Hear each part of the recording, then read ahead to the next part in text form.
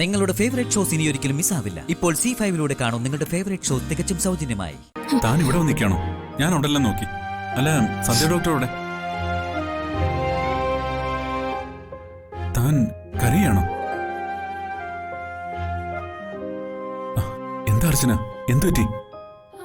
ഞാൻ ഓരോന്നോർത്ത്. എന്തായാലും ഇതെങ്ങനെയൊക്കെയോ അങ്ങ് അവസാനിച്ചു. ആ അജയൻ വരാത്തോണ്ടാ ഇത് മുടങ്ങിയത്. ഇതിലൊരു തീരുമാനമായ സ്ഥിതിക്ക് ഇനി എത്രയും വേഗം സന്ദീപിനെ നമുക്ക് കണ്ടുപിടിക്കണം. ഇനി വെപ്രാളപ്പെടേണ്ട കാര്യമൊന്നുമില്ല സച്ചേട്ടാ. സന്ദീപിനെ ഞാൻ കണ്ടു. അവനിപ്പോ സുരക്ഷിതമായൊരു സ്ഥലത്തുണ്ട്. എവിടെ എവിടെ വെച്ചാ അവനെ കണ്ടത്? എവിടെയായിരുന്നു അവൻ? താനൊന്നും ചോദിച്ചില്ലേ? അനഘയോ, അവളും ഉണ്ടായിരുന്നോ? ഞാൻ എല്ലാം പറയാം. സച്ചേട്ടൻ സമാധാനത്തോടെ ഒന്ന് കേൾക്കണം. എന്താ അർച്ചന, വേറെന്തെങ്കിലും പ്രശ്നമുണ്ടോ?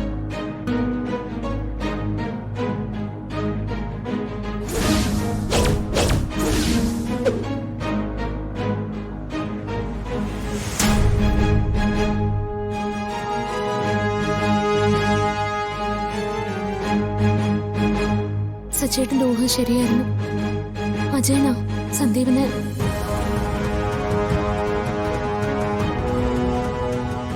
അജയൻ, അവനെ ഞാൻ സച്ചേട്ടാ ഇപ്പൊ ഒന്നും വേണ്ട.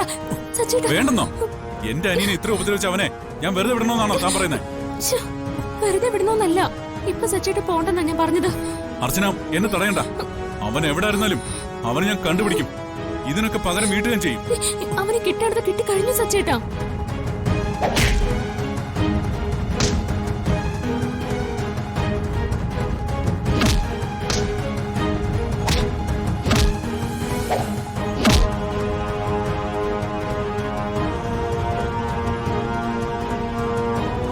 ഈ നിശ്ചയം മുടങ്ങിയതും അതുകൊണ്ട് തന്നെയോ. അജയനെ പിടിച്ചു വെക്കണം, ഈ നിശ്ചയം മുടക്കണം എന്നൊരു ഉദ്ദേശം മാത്രമേ എനിക്കുണ്ടായിരുന്നുള്ളൂ. അജയനെ പിന്തുടർന്ന് അവിടെ എത്തിയപ്പോഴാ സന്ദീപിനെ കണ്ടത്. സന്ദീപിനെ അടുത്തുള്ളൊരു ഹോസ്പിറ്റലിലാക്കിയിട്ടാണ് ഞാൻ വരുന്നത്. ഹോസ്പിറ്റലിലോ? അവനെന്തെങ്കിലും? കുഴപ്പമൊന്നുമില്ല. തൽക്കാലം അവന്റെ ഒരു ഫ്രണ്ട് ഉണ്ട് അവിടെ. നമുക്ക് വേഗം അങ്ങോട്ട് പോണം. ഒറ്റയ്ക്കല്ലായിരുന്നു. ഡോക്ടർ സന്ധ്യയും ഡോക്ടർ അബ്ദുൽ ഖാദറിനെ കൂടി സഹായം ഉണ്ടായിരുന്നു. എല്ലാം ഒരു നിമിത്തങ്ങളാ സച്ചേട്ടാ.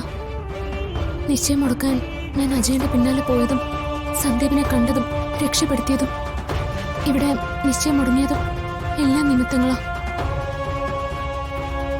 അതേ നിമിത്തം തന്നെ അനഘയും കണ്ടെത്തി. അതെ സച്ചേട്ടാ, അനഘയും വന്നിട്ടുണ്ട്. അവള് ഏതോ ഒരു ടൂറിലായിരുന്നെന്ന് തോന്നുന്നു. അതിനുള്ള ശിക്ഷ എന്താണെന്ന് അച്ഛൻ തന്നെ തീരുമാനിക്കട്ടെ.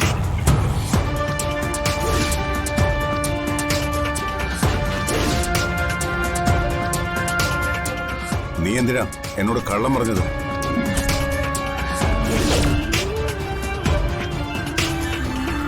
ഇവള് വിളിച്ചിരുന്നുവെന്നും ഇവളുടെ കൂടെ സന്ദീപ് ഉണ്ടെന്നും കള്ളം പറഞ്ഞത് എന്തിനാണെന്ന്?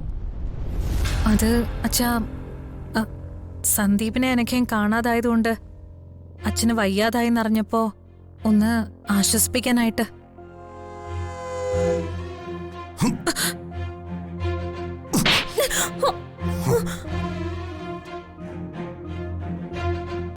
ഡൗൺലോഡ് ചെയ്യൂ C5 ആപ്പ്. കാണൂ എല്ലാ എപ്പിസോഡുകളും സൗജന്യമായി.